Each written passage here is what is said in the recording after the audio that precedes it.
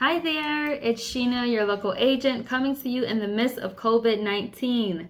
How are you coping these days? Is life completely turned around for you? Well, listen, if you live in Atlanta, then you just received on March 23rd an executive order from the mayor to stay in place or shelter in place for the next 14 days. Stay tuned to find out exactly what that means.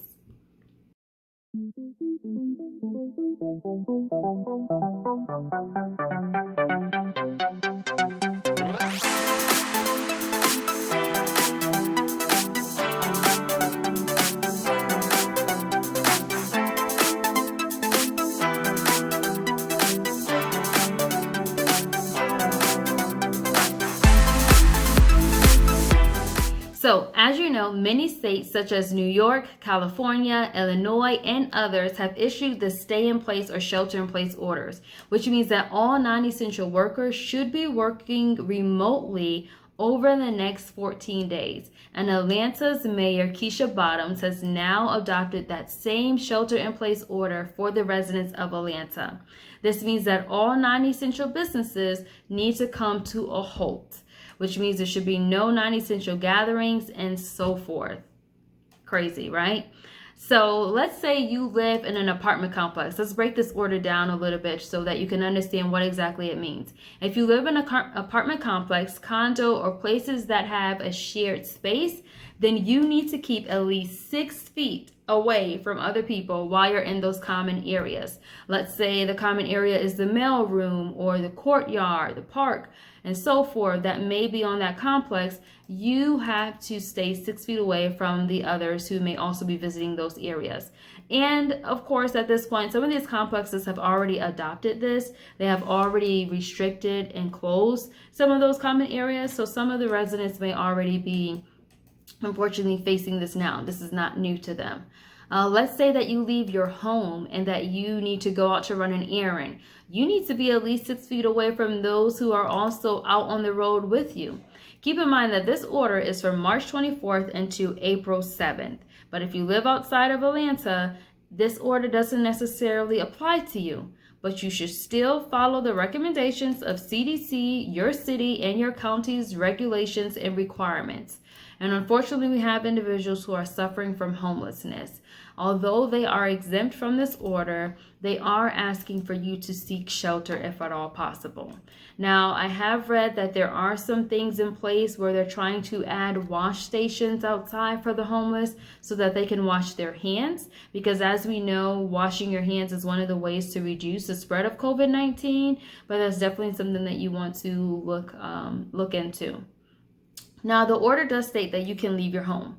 You can go walk, let's say on the Atlanta Beltline. You can go to the parks as those places are still open and they're not restricted at this time. You can also still go to places such as your grocery store, Walmart, Target. You can bring your pet to the vet. You can go to your healthcare provider. You can even use the Martyr Uber taxi, go to the bank, pick up food at your local restaurant if they have to go or carry out services. You can also drop your child off to the daycare provider if they are still open. But regardless of what place you're visiting, if you are out, you need to ensure that you are staying at least 6 feet away from others when out on the road. Now, I'm not sure how this works for the daycare providers and the children as they're in like these close proximity with each other all throughout the day, but definitely try to stay as far away as possible. And to be honest with you, a lot of the daycare providers are probably already closed right now with the executive order and being that non-essentials or non-essential workers are working from home. So some of the kids are at home with their parents. Let's say that you're going to the retail shop. I'm not sure how this is going to work for them as well. I don't know if they have this plexiglass that's in place that acts as a barrier between the customer and the employee. Let me know in the comments what you're seeing while you're out on the road to see if that's something that is out there right now to give extra space. Now, this means that all the places that I have listed that you can still go to, that means that they're open, which means all of those employees are considered essential workers and their businesses are considered essential as well. So your first responders, as well as your healthcare operations, those retail shops, they're all going to be open when you go and visit, which means there more than likely are going to be other people out there. And so what does that mean? You need to say how many feet away? 6 feet away. But for some of you, this may not be different or any different than what you are already doing, what has been in place in your city or county already. But for the residents of Atlanta, this is something new. Now, if you are in the real estate industry or if you're still looking to conduct real estate, you may be asking yourself, what does this mean for real estate in the city of Atlanta or just in Georgia, period? The Atlanta Realtor Association has contacted the mayor's office for clarification on how real estate services fits into this new order. And the response from the mayor was that real estate services are still considered essential. They're considered professional services, which means they are still open and we're still able to conduct business. But of course, you should act, as well as your agents and so forth, on the side of caution when you're going out to these homes. So buyers and sellers, if you want to view homes, if you want to sell your home, you're still able to do so. It's just that there's different ways in which now you should go about it to get it done. Agents can definitely do virtual tours for you. Your agent could definitely do a virtual tour or do an agent preview where they are the only ones that are going out to the home, they're videoing the property, and they're sharing it with you without you having to go out there.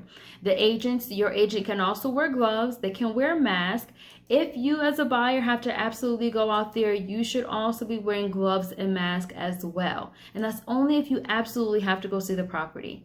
I would recommend that you only go for a second showing after your agent has already viewed it. And so that way you can definitely confirm that you want to move forward with that property. Otherwise, just leave it up to your agent so that's less people that's out there in harm's way. And agents, definitely make sure that you are doing everything you possibly can to stay safe.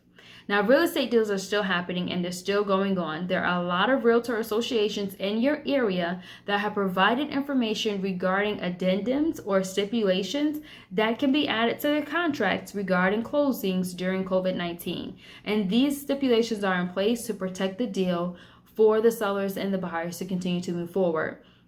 What you want to do is you want to go to your local association site, realtor site, if you are familiar with it, and you want to view the forms that they have there. Some of the sites do have it as public information. If not, you definitely want to reach out to your agent or realtor in regards to what that information is and get guidance from them, as the agent should be getting guidance from their broker regarding how this impacts you and the current deals that are happening and how you can move forward. But let's say that you have a COVID-19 related event that prevents the closing attorney, the buyer, the seller, or even the mortgage lender from performing their duties. Then you are able to postpone that closing for 7 days after the issue that has caused the delay has been resolved. Now, buyers or sellers, if you have a closing that is coming up and you